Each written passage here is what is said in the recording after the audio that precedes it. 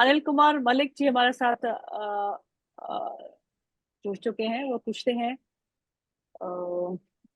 Recent listing Aditya info के बारे में। सी रीसेंट लिस्टिंग जो भी होती है ना सर, उसके चार्ट्स बहुत कम होते हैं, क्योंकि प्रदीप जो है वो टेक्निकल एनालिस्ट है, तो चार्ट्स को स्टडी करते हैं, हिस्ट्री को, हिस्टोरिकल डेटा को स्टडी करते हैं। पर फिर भी मैं पूछ लेती हूँ, रीसेंट लिस्टिंग आदित्य इन्फो किन लेवल्स पे बाय करना चाहिए? अब आई देखिए I don't know if you know. या अभी 1140 के आसपास अभी चल रहा है। तो मुझे लगता है कि अगर आपको बाय करना है तो एक बार आप 1115 1120 के आसपास आता है तो बाय कीजिए। लेकिन मेक श्योर स्टॉप लॉस इसमें स्ट्रिक्टली होगा 1060 के आसपास। 1060 के आसपास आपका स्ट्रिक्टली स्टॉप लॉस होगा। कभी भी हिट होता है आप एग्जिट करने का सलाह रहेगा, लेकिन बाय करना है तो 1115 1110 के आसपास मुझे लगता है कि कमिंग सुन उस टाइम पे आप बाय कीजिए। एक बार अगर रैली हायर प्राइस जो है होल्ड करता है 1100, तो मुझे लगता है कि उस केस में एक बार आपको स्टॉक फिर से 1250 1300 के ऊपर भाव मिल सकता है। लेकिन न्यू लिस्टिंग है, ज्यादा चार्ट नहीं है, तो हो सकता है कि सेलिंग प्रेशर भी आ जाए। तो इसीलिए 1060 का स्ट्रिक्टली आपको स्टॉप लॉस भी मेंटेन करके जाना है। चलिए नेक्स्ट सवाल ले लेते हैं। अरिहंत का है, वो पूछते हैं फ्लेयर राइटिंग के बारे में। फ्लेयर राइटिंग इंडस्ट्रीज 340 के भाव पे खरीदा है और पारादीप फॉस्फेट 230 के भाव पे खरीदा है। कैन आई होल्ड और सेल और एवरेज पिक द प्राइस? देखिए, पारादीप फॉस्फेट अभी 226 के आसपास चल रहा है और ऑलरेडी हमने डिस्कशन किया, आई थिंक 185 190 के आसपास आप ही के शो में मैंने डिस्कशन किया था। उसमें हमने बताया था कि 280 300 पॉसिबल है। जिस तरीके से यहाँ पे पारादीप फॉस्फेट में एक ब्रेकआउट आया है मंथली चार्ट पे, वीकली चार्ट में, डेली चार्ट में, और होल्ड कर रहा है 220 के ऊपर। आई थिंक मैम 280 300 कमिंग सुन। और पहला वाला कंपनी हमने क्या नाम बताया था? Flare flare writing. ओके, 316 के आसपास चल रहा है अभी। आई डोंट थिंक कि यहाँ पे आपको फ्रेश बाय करना चाहिए। ऑलरेडी फोर्थ टाइम टॉप बना दिया है 350 के आसपास। 340 की सर खरीद है इनके पास, ओके, 340 करना थ्री क्या है फोर्टी इनको? का अगर बाइंग है तो आप एक बार स्ट्रिक्टली स्टॉप लॉस मेंटेन कीजिए 305 में। 305 के नीचे जाता है तो आपको नहीं रहना चाहिए इस काउंटर पे, क्योंकि ऑलरेडी आपने जो बाय किया है ना, टॉप पे बाय किया। अब उससे पहले एक बार वीकली चार्ट देखेंगे, फोर्थ टाइम टॉप जो है ना वो बिल्ड हो चुका है। तो ओके। हम तो पहले देखते हैं double top, triple top, fourth time top. तो फोर्थ टाइम टॉप बिल्ड हो चुका है वीकली चार्ट में। सो ये ओके। बहुत ही मुश्किल है अभी चलना। 350 के ऊपर अगर सस्टेन होता है उस केस में स्टॉक चलेंगे। तो अभी जिस तरीके से नीचे आ रहा है मुझे लगता है कि 305 आप स्ट्रिक्टली स्टॉप लॉस के साथ बने रहिए। स्टॉप लॉस हिट होता है तो निकल जाइए। स्टॉक चलना मुश्किल है क्योंकि फोर्थ टाइम टॉप का एक रेसिस्टेंस है बहुत।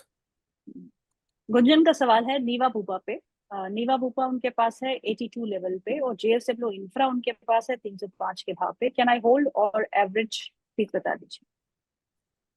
देखिए, अब जेएसडब्ल्यू इंफ्रा बेसिकली अभी 298 के आसपास चल रहा है। और मुझे हम्म, लगता है कि एक बार आपको वेट करना चाहिए। जिस तरीके से यहाँ पे कंसोलिडेशन भी हो रहा है, एक बार अगर हम्म, 290 ब्रेक होता है तो स्टॉक आपको एक बार फिर से 285 280 तक देखने को मिलेगा। सो अच्छा काउंटर है, फंडामेंटली इसमें वैल्यू है। लेकिन बाइंग जोन रहेगा 280 के आसपास, तो एक बार वेट करके जाइए। और मैं जब भी मैं बता रहा हूँ, मैं तीनों व्यू एक साथ दे रहा हूँ क्योंकि बहुत सारे लोग ऐसा होता है कि वो फ्रेश बाय भी करना चाहते हैं। सो मेरे ख्याल हम्म। से एक बार वेट करना इसमें बेटर रहेगा। बाकी नीवा हुआ 80 के आसपास चल रहा है। 76 का एक स्टॉप लॉस के साथ इसमें बने रहने का सलाह होगा।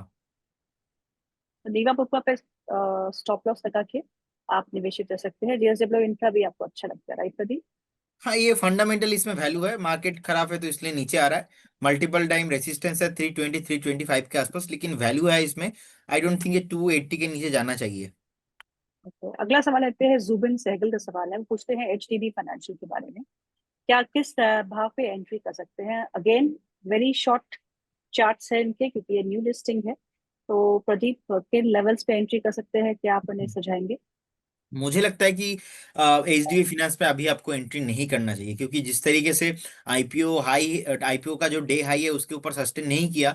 और न्यू हम्म, कंपनी के लिए मेरा स्ट्रैटेजी सेम है, आईपीओ डे के हाई के ऊपर सस्टेन करना पड़ेगा। सो चाहे हम्म। कोई भी हो, क्योंकि ऐसा एग्जाम्पल हमने बहुत बार देखा है। पेटीएम ऊपर से नीचे आया, टाटा टेक राइट। ऊपर से नीचे आया, नायका ऊपर से करेक्ट। नीचे आया, जोमेटो भी स्टार्टिंग में ही हुआ था। तो एचडीबी फाइनेंस भी बड़ा नाम है, लेकिन मुझे लगता है कि ये जिस तरीके से नीचे आया है, बेस अभी बिल्ड नहीं हुआ है, तो एक बार वेट करने का सलाह रहेगा। हो सकता है कि स्टॉक आपको 700 में भी दिखे, 650 में भी आपको आता हुआ दिखे। तो एक बार वेट कीजिए, नेक्स्ट 2 से 3 हफ्ता 4 हफ्ता वेट कीजिए, देखिए पहले कहाँ पे बेस बनता है, उसके बाद यहाँ पे बाइंग का कुछ रिकमेंडेशन बन सकता है, अभी तो नहीं। ओके, अगला सवाल जो है वो है मनोज भाई कपाडिया का। वो पूछते हैं जीएनजी इलेक्ट्रॉनिक्स के बारे में। आज सारे आईपीओ के सवाल आ रहे हैं। 100 शेयर्स है उनके पास, 324 का भाव है। मैं 1 साल तक रोक सकता हूँ, आप क्या सलाह देंगे? ये भी एक नई लिस्टिंग है, हिस्टोरिकल चार्ट्स का डेटा बहुत कम है, और इसकी बहुत ही अच्छी लिस्टिंग हुई थी। तो आप क्या करना चाहिए मुझे? देखिए 315 पे एक स्टॉप लॉस मेंटेन कीजिए, बने रहिए। अभी फ्रेश बाय हम्म। तो मेरे ख्याल से नहीं करना चाहिए। स्टॉक पहले हम्म। 350 क्रॉस होना चाहिए। हम्म। 350 क्रॉस होता है उसके बाद मेरे तरफ से बाइंग रिकमेंडेशन होने वाला है, फिलहाल अभी तो नहीं। 315 हम्म। के स्टॉप लॉस के साथ बने रहिए। ओके, अगला सवाल जो है वो है बिनॉय का। वो पूछते हैं मोइल के बारे में, मोआइल में क्या करना है? बाइंग प्राइस इनका 410 का है, लॉन्ग टर्म का व्यू। देखिए 410 के आसपास अगर आपका बाइंग है तो आप एक बार वेट कर जाइए। अभी हम्म। 324 के आसपास चल रहा है। कभी भी 305 310 के आसपास आता है तो यू कैन एवरेज ऑल्सो, आप एक बार एवरेज भी करके जा सकते हो। तो उस केस में आपका स्टॉप लॉस होगा एक बार 285 के आसपास। तो आपको एवरेज करना है, ओके। 310 के आसपास आता है तो। बाकी हम्म। मुझे लगता है कि एक बार रिकवरी पॉसिबल है, क्योंकि जिस तरीके से नीचे एक बार आ रहा है, एक बार 2 से 1 हफ्ता वेट करने का सलाह रहेगा इसमें। ओके, मोहम्मद रफीक रंगरेज का सवाल है। वो पूछते हैं प्रदीप सर मुझे बता दीजिए काइटेक्स पे क्या करना है? काइटेक्स एट 289 पर बाय किया है, एवरेज किस रेट पे करना है? ये कितना और नीचे जा सकता है? क्या ये ऊपर आएगा या नहीं? देखिए आप, काइटेक्स बताया आपने राइट। जी। 171 के आसपास चल रहा है, एक सपोर्ट के आसपास आ चुका है। आई क्लोज 165, सर्किट पे। हाँ 165 के आसपास है अब। मेरे ख्याल से स्टॉक्स में आपको नहीं रहना चाहिए, क्योंकि जिस तरीके का यहाँ पे एक अपर सर्किट डाउन सर्किट वाला चलता है, और बहुत बार हमने हम्म। देखा है कि ये अपर सर्किट भी लगता है, डाउन सर्किट भी लगता है, तो वॉल्यूम नहीं आता है एकदम से। So okay. वॉल्यूम नहीं है मतलब आप प्लान कीजिए नेक्स्ट 1 हफ्ता प्री ओपन में, ओपन में कभी भी अगर एक बार आपको बाउंस बैक करंट जोन से मिलता है, सेल करने का अपॉर्चुनिटी मिलता है, तो आप एक स्टॉक से जो है निकल जाने का सलाह होगा। मेरे हिसाब से तो नहीं रहना चाहिए, क्योंकि इसमें वॉल्यूम नहीं है, कोई बेस नहीं है। नीचे आ रहा है, अब आप सोचेंगे कि नीचे आ रहा है, एक दिन अपर सर्किट आएगा तो आप सोचेंगे कि मैं वेट करके जाता हूँ, फिर से आपको 3 से 4 दिन अपर सर्किट आते हुए दिखेंगे, फिर आप बेचेंगे नहीं, फिर से स्टॉक नीचे आ जाएगा। तो मेरे ख्याल से यही होगा कि आप एक बार एग्जिट करने का सलाह होगा इसमें। आज तो आप नहीं बेच पाएंगे, लेकिन कभी भी मौका मिलता है तो उछाल में एग्जिट करने का सलाह है।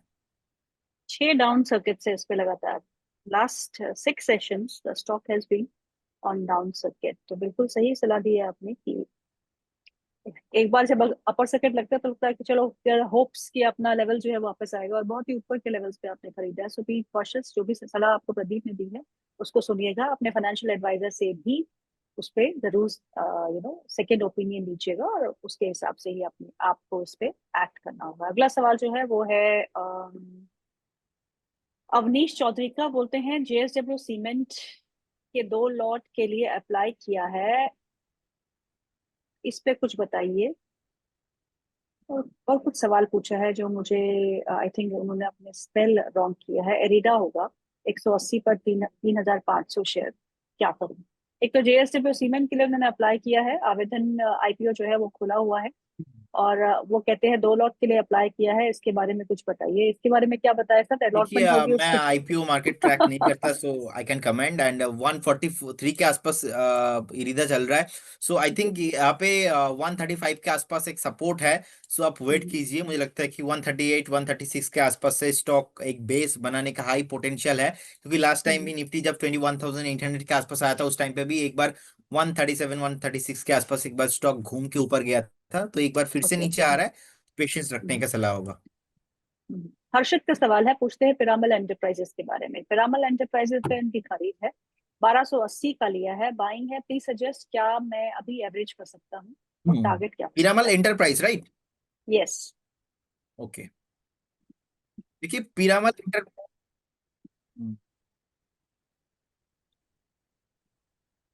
देखिए अभी 1148 के आसपास चल रहे हैं। मुझे लगता है कि आपको एक स्टॉप लॉस मेंटेन करना चाहिए 1115 के हम्म। आसपास। सो 1115 के आसपास एक स्टॉप लॉस मेंटेन कीजिए, बने हम्म। रहिए इस काउंटर पे। लेकिन फ्रेश बाई इस काउंटर पे अभी नहीं होगा, क्योंकि जिस तरीके से नीचे आ रहा है, एक बार हम्म। नीचे का जो बेस है वो कंप्लीट होने के बाद मैं इसमें बाई रिकमेंडेशन दे सकता हूँ। फिलहाल अभी 1151 के आसपास एक स्टॉप लॉस मेंटेन करने का सलाह होगा। ओके, अगला सवाल लेते हैं। अगला सवाल है मनोज कुमार जी का। वो पूछते हैं गेल इंडिया के बारे में। गेल इंडिया है 180 के भाव पे, 30 शेयर्स है उनके पास। वो पूछते हैं क्या मैं इन लेवल्स पे और ऐड कर सकता हूँ? मैम ये जो गेल सेल ऐसा स्टॉक है ना, ये चलेंगे लेकिन ये ना बुढ़ा हो चुका है मार्केट में। सो ये चलने के लिए it will take 2 years to minimum 3 years. अभी तो टाइम चाहिए, लेकिन जिस तरीके से नीचे आ रहा है, आई थिंक ये स्टॉक 155 150 कमिंग सुन। ये आपको नेक्स्ट 2 से 3 हफ्ता 4 हफ्ते में दिखेंगे। अगर मार्केट खराब रहता है तो इस केस में आपको मैक्सिमम 155 तक आते हुए दिखेंगे। अगर मार्केट में रिकवरी आ जाता है, मार्केट रिकवर होके ऊपर चले आता है, तो इस टाइम पे यहाँ पे भी रिकवरी पॉसिबल है। लेकिन बहुत सारे लोगों का गेल भेल और अपना सेल जैसे स्टॉक पे, कोल इंडिया जैसे स्टॉक्स में जो है क्वेरी रहता है। सो मेरे हिसाब से ये ट्रेड करने वाला काउंटर है ही नहीं। फंडामेंटली इसमें बहुत वैल्यू है। आप देखेंगे 11,000 करोड़ के ऊपर तो पैट है इनका। ऑलमोस्ट 1,12,000 करोड़ के आसपास मार्केट कैप है। तो लिक्विडिटी का कुछ प्रॉब्लम नहीं है। फंडामेंटल अच्छा कंपनी है। और स्टॉक का पी देखेंगे आप 11 के आसपास, इंडस्ट्री पी चल रहा है 13। तो फंडामेंटली वैल्यू है, but it will take some time. आपको फंडामेंटली समझना पड़ेगा। बिल्कुल। अच्छा ये बताइए, वो तो आपने कहा कि वो शेयर बुढ़ापे के मारे हैं, पर वो जवान के लिए शेयर बताइए, जवान शेयर कौन से लगते हैं आपको? देखिए, अब जिस तरीके से मार्केट नीचे आया है मैम, मुझे लगता है कि डिफेंस में एक काउंटर जो कि मेरा बहुत ही फेवरेट है, वो है बीईएल। बीईएल देखिए अभी 385 के आसपास चल रहा है। बहुत टाइम से हमने देखा है कि एटलीस्ट 400 के ऊपर ट्रेड कर रहा था, 420 430 नीचे नहीं आ रहा था। तो जिस तरीके का एक डाउनफॉल यहाँ पे आया है, अभी 385 के आसपास चल रहा है। मुझे लगता है कि ये स्टॉक पे आप एक बार, if you want to invest 1 lakh, आप यहाँ पे 50% इन्वेस्ट कीजिए। अगर करेक्शन में एक बार आपको 370 भी दिखा देता है, उस केस में और आपको एक्यूमुलेशन करना चाहिए। क्योंकि ऑर्डर बुक बहुत ही अच्छा है, जिस तरीके का फंडामेंटल है बहुत ही तगड़ा है। और ऑर्डर बुक तो हर महीने कुछ ना कुछ बीएल को जो है मिलता ही है गवर्नमेंट ऑफ इंडिया से। सो मुझे लगता है कि विकसित भारत का जो थीम है 2047, उसमें डिफेंस एंड रेलवे तो मेन थीम है। अब डिफेंस के अंदर बीएल मुझे अच्छा लगता है। आप देखेंगे 2,82,000 करोड़ के आसपास मार्केट कैप है, 5,000 के ऊपर तो नीट पैट है। तो बीएल बाय करने का सलाह रहेगा। और मुझे लगता है कि स्टॉक पहला टारगेट होना चाहिए 450, second target 540 coming soon. Next 7 से 8 महीने का एक व्यू रहिए, व्यू पे आप बाय कीजिए। फिलहाल ट्रेड करने के लिए 1-2 दिन के लिए तो कुछ कॉल अभी नहीं है, लेकिन इन्वेस्टमेंट कॉल बीएल के ऊपर है। और जैसे कि हमने स्टार्टिंग में बात किया था केआरबीएल, तो केआरबीएल मेरा फेवरेट है। और इसमें तो मेरा एक्टिव बाई कॉल भी अभी है। तो मुझे लगता है कि 450 कमिंग सुन केआरबीएल। चलिए इस बीच एसबीआई का चार्ट देख लेते हैं। एसबीआई एसबीआई के नतीजे आ चुके हैं। नेट इंटरेस्ट इनकम जो है वो 41,072 करोड़ रुपए है। नेट प्रॉफिट जो है वो 19,160 करोड़ रुपए का आया है। एनपीएस 1.83, ग्रॉस एनपीएस की बात मैं कर रही हूँ, 1.83 versus 1.82 quarter on quarter. Net NPS है 0.47% वर्सेज 0.47, यानी कि फ्लैट एट नेट एनपीएस है यहाँ। यानी कि एनपीएस को लेके कोई ज्यादा बदलाव नहीं देखने को मिल रहा है। फ्रेश स्लिपेजेस जो है वो थोड़ी ज्यादा लग रही है। क्वार्टर वन में फ्रेश स्लिपेजेस जो है वो 79 बिलियन, यानी कि 7,900 करोड़ रुपए की है, वर्सेस 42 बिलियन, यानी कि 4,200 करोड़। तो यहाँ पे जो फ्रेश स्लिपेजेस है उसकी कोई दिक्कत स्टॉक में हो सकता है इम्पैक्ट लाए, लेकिन अगर ग्रॉस एनपीएस देखे और नेट एनपीएस देखे तो उसमें कोई ज्यादा बदलाव नहीं देखने को मिल रहा। और एनआईआईज जो है वो काफी कंफर्टेबल लेवल्स है, ऑन एक्सपेक्टेड ग्राउंड्स है, कुछ करोड़ ऊपर कुछ करोड़ नीचे। नेट प्रॉफिट जो है it is it is better than estimates. Net profit is better than estimates. NPAs are stable.